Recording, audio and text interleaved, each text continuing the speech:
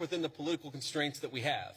Now, I want to preface this by saying that this is not targeted at Show Me Your Mask, the individual, the indigenous individual who I am stitching. This is targeted at JD Vance, who of course will never ever see this video. However, I do think his statements are important to address. So one of his main statement in there is, essentially spewing in anti-indigenous rhetoric, claiming that Christianity is good and pure and everything, and that before Christians arrived, Native Americans were horrible, child-sacrificing monsters, which is, of course, not true. He also does, a lot of, very crappy, if you examine brothels, you will find a lot of dead children, so therefore, abortion, which is not actually the case, because he doesn't explain things like, maybe the child was stillborn, maybe the child died of disease, maybe the child fell and broke his or her or their fucking neck. The point is, he ignores that. But that's not the main focus of my video. I want to focus on the child sacrifice statements and the air quotes Christianity is pure because we value child life and the lives of children. So for one thing, JD, of course, again, you won't ever hear this, but JD Vance. So yes, human sacrifice was practiced to varying degrees in the Americas when Europeans arrived. This is something that is well attested to and studied by archaeologists, including by Dr. Marika Stoll, who studied this in her master's thesis. She's herself Latin American. And as you can see here in her master's thesis, she specifically looked at the Aztec Empire, or the Triple Alliance of Tenochtitlan, Texcoco, and Tlacopan. I apologize to any Nahua speakers watching this for butchering that last one, or any of them. And so, through her studies and the studies of others, they're like, essentially, yes, human sacrifice, including child sacrifice to varying degrees, was practiced. However, it was far and wide outnumbered by what is, as Marika Stoll talks about in this master's thesis. I'm not going to go through the whole thing because it's long, but it's far and wide outnumbered by what is called auto-sacrifice, or air quotes self-sacrifice. And what that essentially was is you would say cut your hand and scatter blood to the four corners as an offering to the gods, or some other version of that. So by and large, most air quotes human sacrifice in the Aztec Empire was non-lethal. So there is that. But even if we throw all that aside and say human sacrifice and child sacrifice was happening every day or whatever, which it wasn't, but even when we throw all that aside, or it was happening every month, the point is, even if we throw all that aside, my response is okay, JD Vance, then how do you explain Native American slavery, or the Native American slave trade, where Europeans and eventually Americans, the United States, would go into Native American communities and villages and would massacre, nations as well, and massacre the populations, and then take members of those nations as prisoners of war to be sold into enslavement. Something that happened in King Philip's War, as you see here, and also something that happened several decades later, in the Tuscarora War in the Carolinas. King Philip's War was in Massachusetts and New England.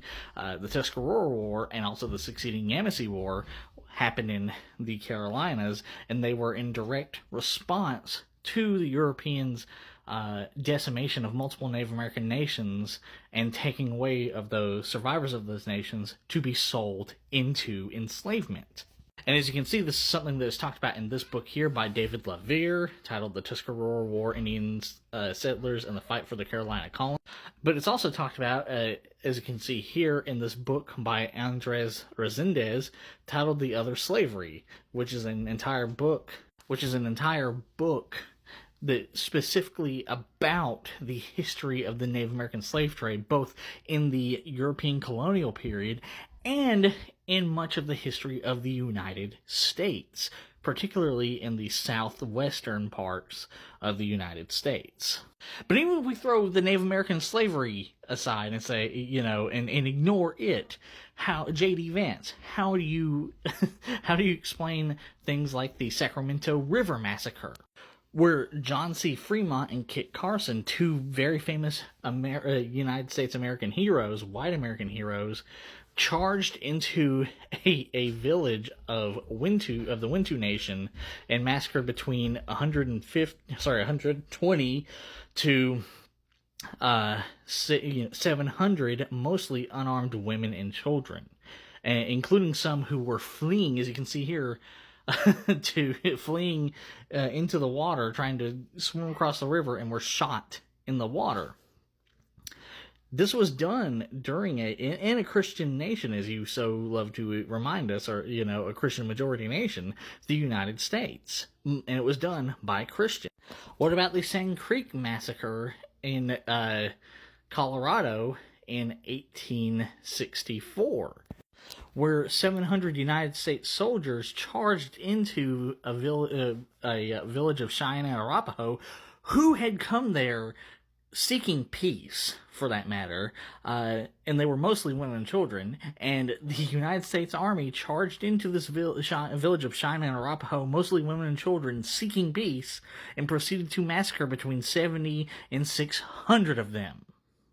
Again, most of them were unarmed. And this was done by Christians, and it was done against, I can't emphasize this enough, unarmed women and children.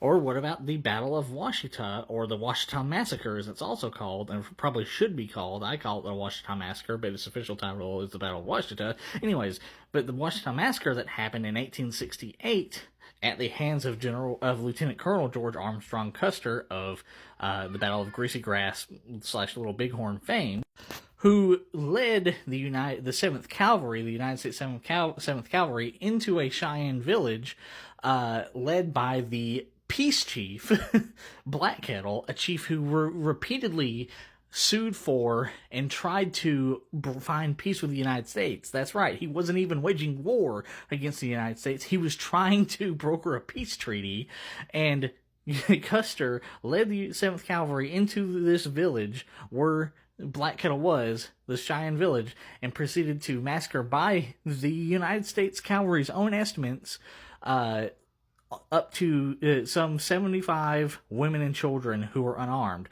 though there could have been more. And then they also captured 53 women and children. Again, this was done against people who were mostly unarmed and who were mostly women and children. And it was done by Christians in the United States.